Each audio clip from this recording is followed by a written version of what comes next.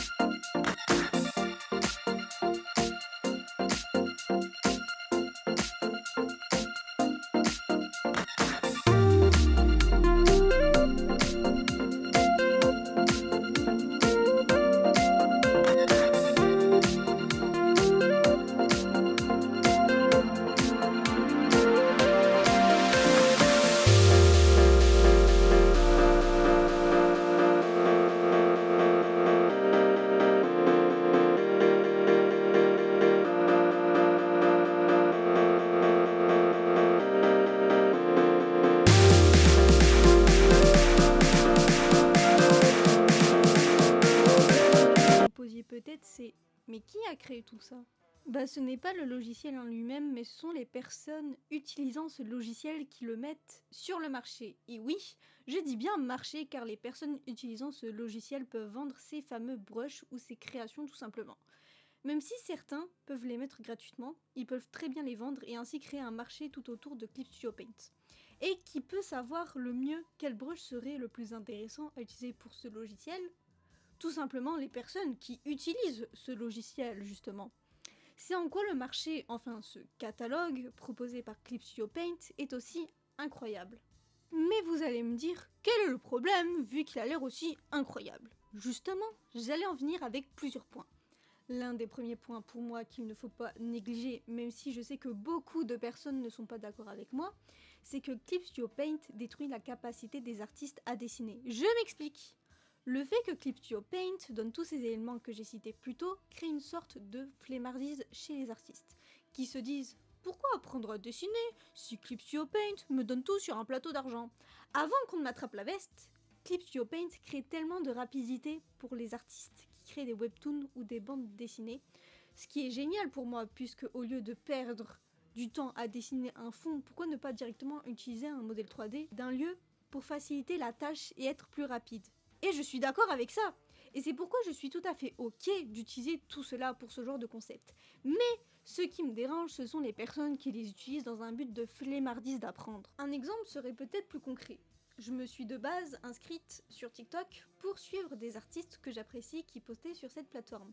Et forcément, avec l'algorithme, j'en ai découvert d'autres et très vite je suis tombée dans le side des uns. Et j'ai pu très vite m'apercevoir que beaucoup d'artistes utilisent Clip Studio Paint. Dans ce cas, il n'y a aucun souci, comme je l'ai dit, c'est une application qui pour moi peut apporter beaucoup de choses. Mais j'ai vu que beaucoup de ces artistes ne savaient pas dessiner des choses simples. C'est-à-dire que beaucoup d'artistes montraient qu'ils utilisaient un modèle 3D pour dessiner un corps. Vous allez me dire, oui, mais il y a certaines positions qui sont compliquées. C'est vrai pour le coup, je suis tout à fait d'accord d'utiliser un modèle 3D pour ce genre de choses, parce qu'il y a des positions humaines qui sont compliquées à redessiner. Mais là, c'est vraiment pour utiliser dans un fond tout à fait simple, c'est-à-dire un bonhomme de phase avec aucun mouvement, vraiment la position typose parfaite que tout le monde connaît. Et quand j'ai vu ça, j'étais choquée. Mais vraiment de voir que cette personne est incapable de faire un personnage avec des proportions correctes, enfin proportions correctes, vous m'avez comprise, c'est-à-dire qui est plutôt bien dessiné dans son style, il est incapable de faire un personnage de face. C'est dire à quel point Clip Studio Paint crée cette fameuse fainéantise chez les artistes, car tout simplement cette personne n'a pas appris à dessiner la chose la plus simple quand on commence, quand on débute dans le dessin, principalement un personnage de phase avec un visage symétrique dans son style qui peut en plus développer par la suite. Tout cela est pour dire que beaucoup d'artistes sont incapables de dessiner un personnage de face sans modèle 3D. Et je pense que je suis la seule à être choquée parce que maintenant que beaucoup d'artistes parlent de modèle 3D, qui est un sujet qui s'était un peu démocratisé dans le sens où c'est moins tabou d'utiliser des modèles 3D, surtout pour des webtoons ou des BD où on demande de faire quelque chose de rapide, ce qui est bien plus utile d'utiliser des modèles 3D que de ne pas en utiliser. Mais comme je l'ai dit, pour moi c'est ok quand c'est dans des positions vraiment compliquées. Là, nous parlons vraiment d'un personnage de face qui est la base, et voir qu'un artiste est incapable de dessiner cela, ça me choque. Ou encore, je vois des personnes utiliser des modèles 3D pour dessiner les mains. Je vais pas m'attarder, parce que je sais très bien que dessiner des mains c'est extrêmement compliqué. Moi-même, je galère encore pour faire des mains. Mais c'est pas pour autant que je me suis démotivée et j'ai essayé d'apprendre par moi-même à dessiner des mains. C'est-à-dire que j'ai pris une photo de référence de moi pour essayer de redessiner la main. Ce qui est pour moi essayer d'apprendre. Mais avec Clip Studio Paint, tu as littéralement des brushes qui dessinent des mains à ta place. C'est-à-dire, il suffit de cliquer pour qu'une main apparaisse et que tu puisses être tranquille. Pour les webtoons, comme je l'ai dit, je suis tout à fait d'accord parce que c'est quelque chose où tu dois être rapide puisque tu sors des chapitres, je sais pas, toutes les semaines ou toutes les combien de temps, mais vous voyez. Ça, je ne critique pas. Mais quand ça concerne des illustrations, juste un dessin de base où tu peux prendre ton temps, je trouve ça vraiment abusé de la part de ces personnes parce que vraiment tu les mets devant une feuille en leur donnant juste un crayon, ils sont incapables de reproduire l'illustration qu'ils venaient de faire sur Clip Studio Paint car tout simplement ils n'ont même pas appris les bases du dessin. C'est pas le fait qu'il y ait des problèmes de proportion le souci. Parce que forcément, quand on débute, on n'a pas la science infuse. Donc forcément, nous avons des petits cafouillages. Même si nous ne voyons pas directement les défauts. Mais là, c'est vraiment la base. Par exemple, l'anatomie, ils sont incapables de dessiner des personnages sans modèle 3D, puisqu'ils ont tout simplement jamais appris l'anatomie, du fait qu'ils ont toujours utilisé des modèles 3D depuis le début. Du fait que Clip Studio Paint les offre vraiment gratuitement et à n'importe qui a le logiciel. Voici l'un des points importants à souligner. J'ai dit que nous allons revenir sur le sujet du style, car il y a aussi un lien avec tout cela. Je m'explique, du fait que les personnes utilisent tous le même modèle 3D qu'offre Clip Studio Paint, même si les modèles 3D des personnages ont des morphologies assez différentes, du coup on n'est pas forcément obligé de toujours faire les mêmes personnages, même si la sélection est assez courte, faut pas oublier le fait qu'il y a beaucoup plus de femmes maigres et d'hommes musclés dans la sélection de modèles 3D de Clip Studio Paint.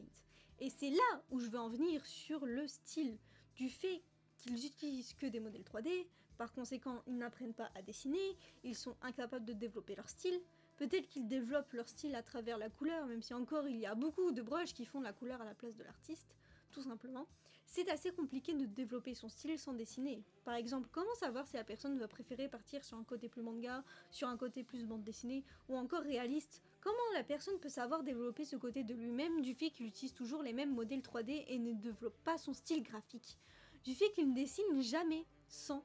Là aussi ça pose problème parce que forcément les personnes qui ont commencé sur Clip Studio Paint avec cette facilité, pas besoin d'apprendre tout ça, et forcément son travail va ressembler aux autres qui utilisent Clip Studio Paint comme lui, ce qui rend la chose du coup moins intéressante du fait que leurs dessins vont tout simplement ressembler aux dessins lambda puisque tout le monde utilise la même base, qui est du coup les modèles 3D de Clip Studio Paint.